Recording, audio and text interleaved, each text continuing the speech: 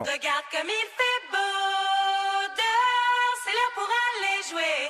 Regarde comme il fait chaud dehors, faut sortir s'aérer. Je m'en bats les couilles. Abattu par la fatigue d'avoir rien branlé.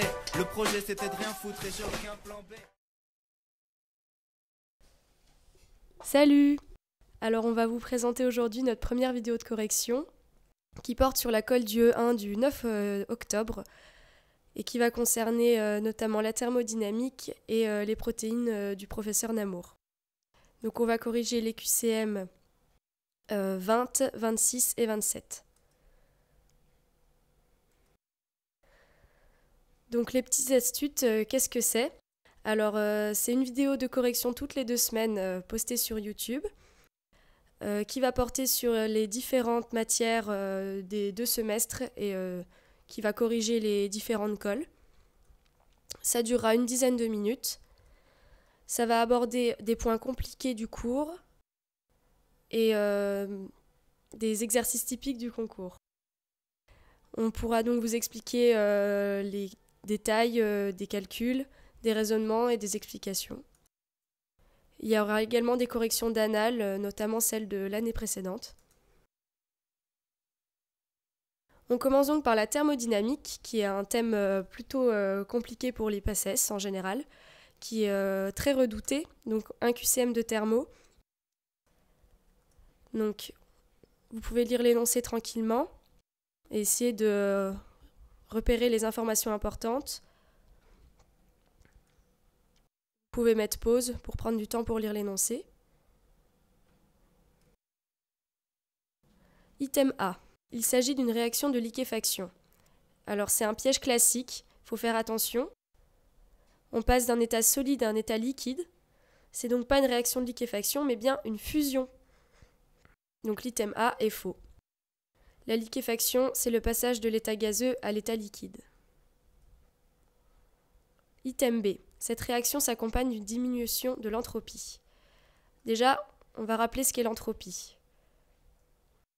Donc le deuxième principe de la thermodynamique met en place l'idée d'entropie. C'est la mesure du désordre de la matière et de l'énergie.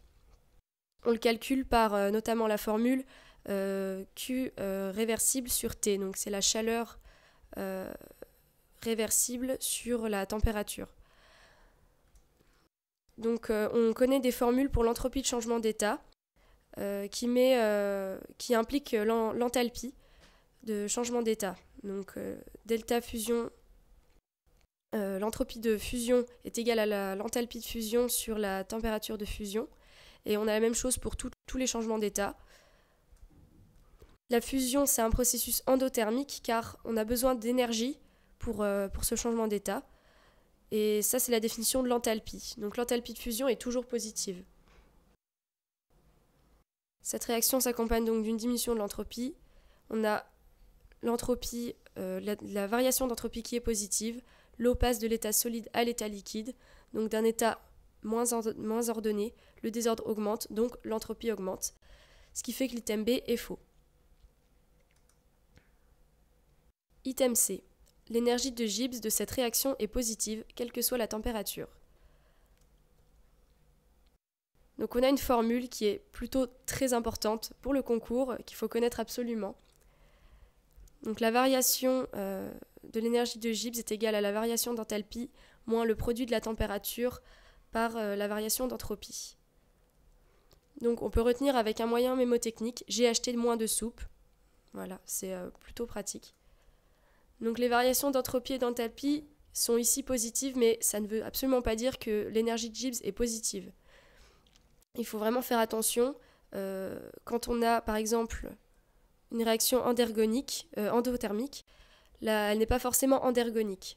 Donc une fusion est toujours endothermique, mais elle peut être spontanée. Et en fait, ça dépend de T. On peut résumer le tout dans un tableau. Donc ici, on est dans le cas de la 3e colonne, avec une réaction endothermique, car l'enthalpie est positive. L'entropie est également positive, car le désordre augmente. La réaction est donc spontanée si le produit de T par la variation d'entropie est supérieur à la valeur absolue de l'enthalpie. Donc une réaction qui demande de l'énergie, donc pour une enthalpie positive, elle peut être spontanée ou non. Ici, au-dessus d'une certaine valeur de température, l'énergie de Gibbs est négative. La réaction serait exergonique, elle tendrait vers la formation de produits, et elle est donc spontanée. Et si on prend de manière moins mathématique, la fusion d'un corps, donc ici l'eau, devient spontanée pour des températures élevées. C'est logique, pour T au-dessus de 100 degrés. Donc on résout l'item C, une réaction qui demande de l'énergie, donc pour une enthalpie positive, elle n'est pas forcément spontanée, elle peut l'être ou elle ne l'est pas, ça dépend de la température. Ici, au-dessus d'une certaine valeur de T, l'énergie de Gibbs est négative, la réaction sera donc exergonique, elle tendra vers la formation de produits et on dit qu'elle est spontanée. L'item C est donc faux. Et si on prend de manière moins mathématique, on peut penser que la fusion d'un corps, donc ici l'eau, devient spontanée pour des températures élevées. Il faut faire preuve de bon sens aussi. Item D. La variation d'enthalpie de congélation de l'eau est égale à moins 6 kJ par mol. Alors, ça c'est un point de cours très important et plutôt facile à retenir. La variation de l'enthalpie d'une transition inverse est égale et de signe opposé à la variation d'enthalpie de la transition directe dans les mêmes conditions de température et de pression. Ce qui fait qu'avec une variation d'enthalpie de congélation qui est égale donc à l'opposé de la variation d'enthalpie de fusion, et ce qui donne bien moins 6 kJ par mol. L'item D est donc vrai. On passe au dernier item. La variation de température obtenue par un apport d'énergie solaire de 3600 kJ sur un iceberg d'une tonne est de 9 Kelvin. Alors c'est un peu une résolution de problème, il faut retrouver la formule qui est demandée. Donc une tonne c'est 10 puissance 6 grammes, parce que c'est 1000 kg. La capacité calorifique, donc c'est propre à chaque substance et à chaque état, c'est donc l'énergie qu'il faut apporter à un corps de 1 kg pour augmenter sa température d'1 Kelvin. C'est important de connaître cette définition, elle permet de comprendre en fait les formules.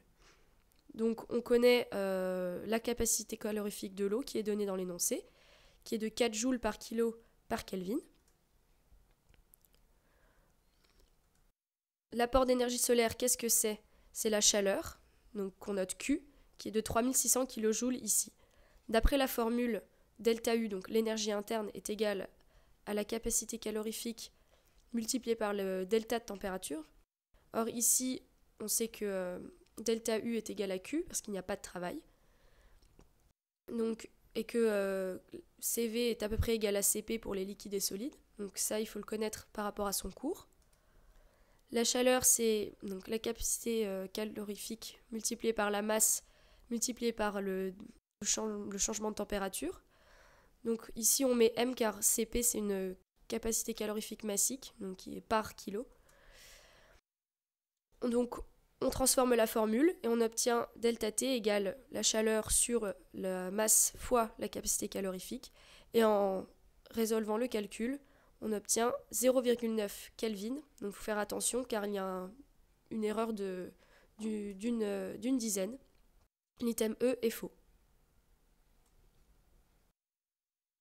Donc juste des petites astuces pour mieux réussir les QCM de thermodynamique.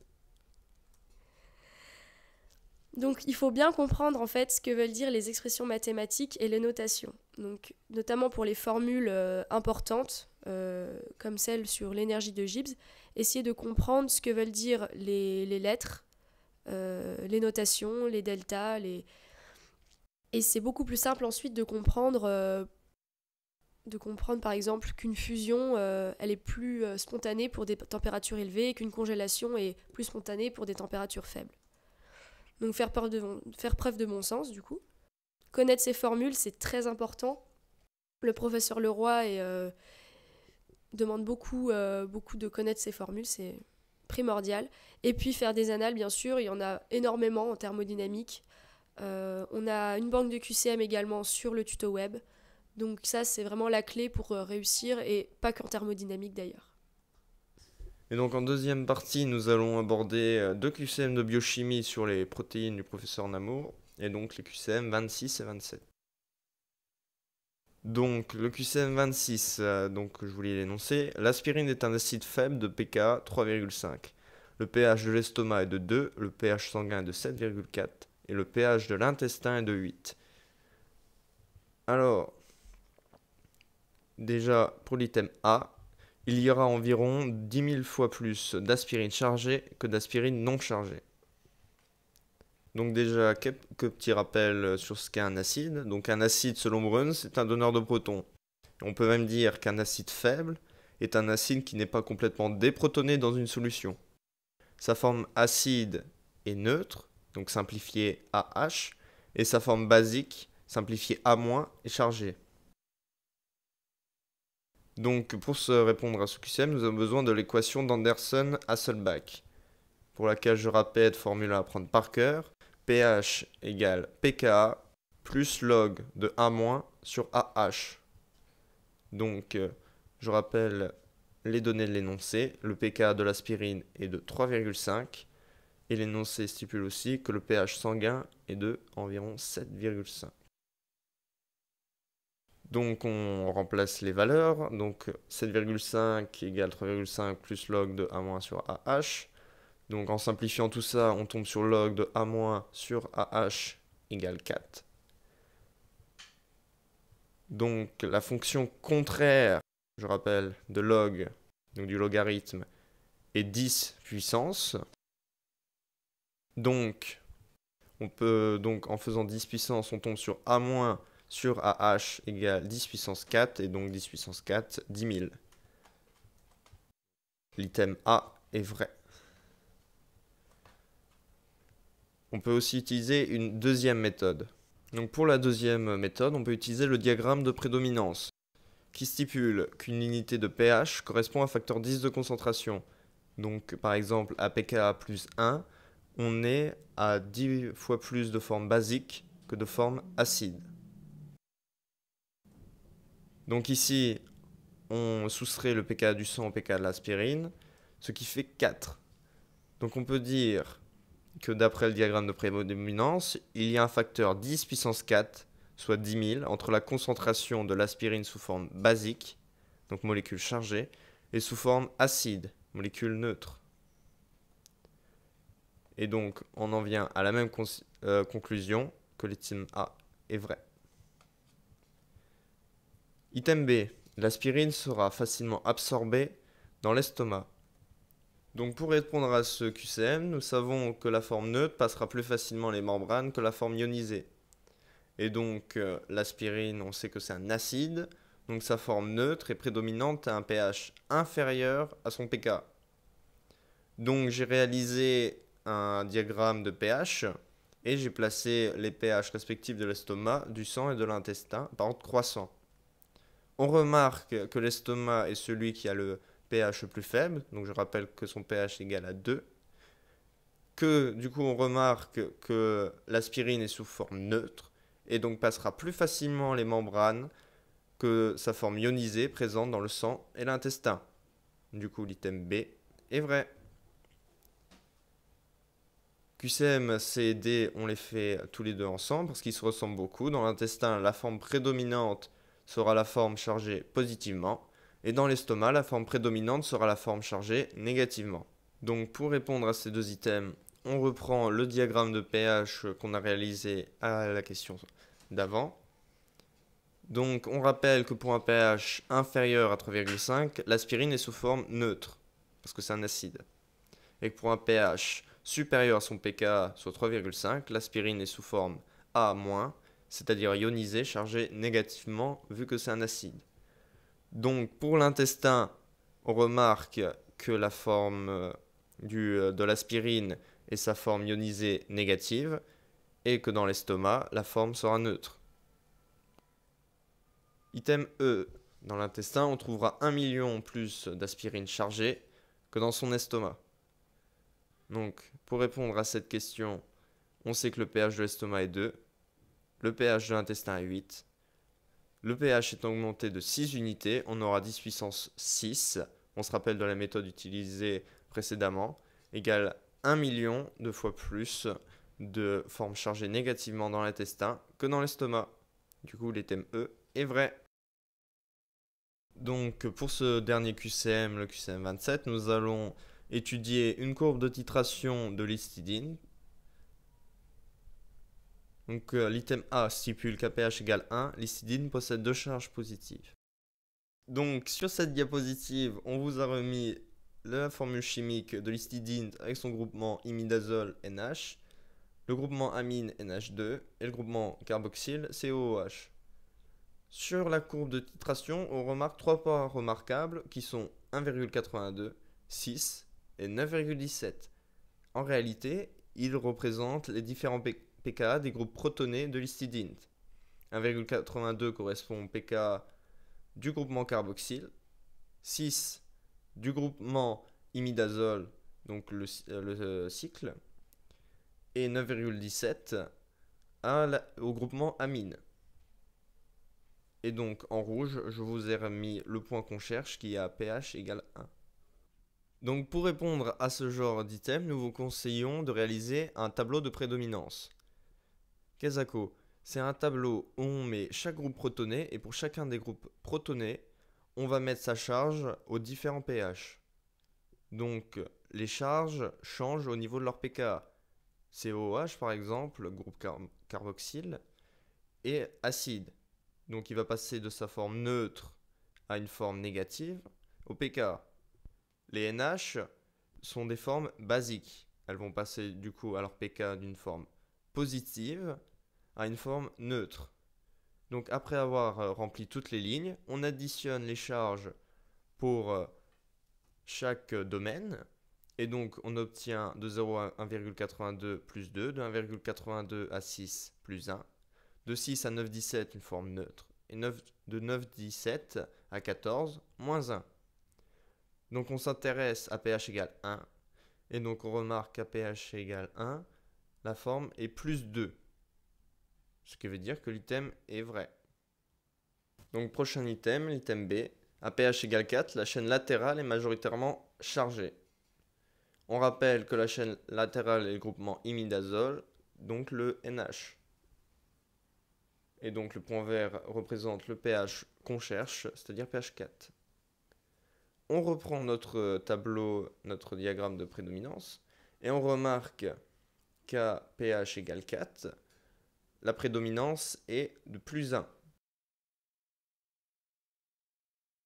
Et donc l'item B est vrai. Item C. À pH égale 6, on passe d'une forme chargée positivement à une forme chargée négativement. On reprend encore une fois notre diagramme de prédominance et on remarque qu'à pH égale 6, donc je rappelle c'est le pK du groupement amine, on passe d'une forme positive à une forme neutre. Ce qui signifie donc que l'item est faux. Item D. À pH égale 8, on est proche du point isoélectrique. Donc, petit rappel, le point isoélectrique est le pH pour lequel une molécule est sous forme d'ion mixte, c'est-à-dire sous un potentiel électrique neutre. Donc, je rappelle la formule, on prend la borne inférieure et la borne supérieure de pH divisé par 2. Ici, sur notre diagramme de prédominance, les bornes de la forme zwitterion, donc zwitterion je rappelle forme neutre, étaient de 6 et de 9,2. Donc en réalisant le calcul, on tombe à 7,6. Voilà. L'item D est vrai. Dernier item. À pH égale 10, la forme chargée négativement prédomine. Encore une fois, on prend notre diagramme de prédominance. Hop. Donc déjà rempli dès le premier QCM. On place donc le point jaune représente pH égale 10. Et on voit effectivement que la forme prédominante est chargée négativement à moins 1. Et donc pour finir, l'item E est vrai. Voilà, la vidéo est terminée. Donc merci de nous avoir écoutés. Et on vous retrouve pour une prochaine vidéo d'ici 2 semaines. Donc vous pouvez retrouver notre forum de questions pour toute question, que ce soit pour des matières particulières, des cours compliqués ou des questions plus pratiques sur la réorientation, sur les filières post-PACES. Donc tout ça, c'est disponible sur tutoweb.net. Et également, on a possibilité de répondre à vos questions sur notre page Facebook Tutorat Santé Lorraine. Et enfin, un compte Twitter avec peut-être un petit peu plus de divertissement qui peut peut-être aussi vous permettre de vous vider un peu la tête. Donc c'est @tutorat santé. Voilà, au revoir.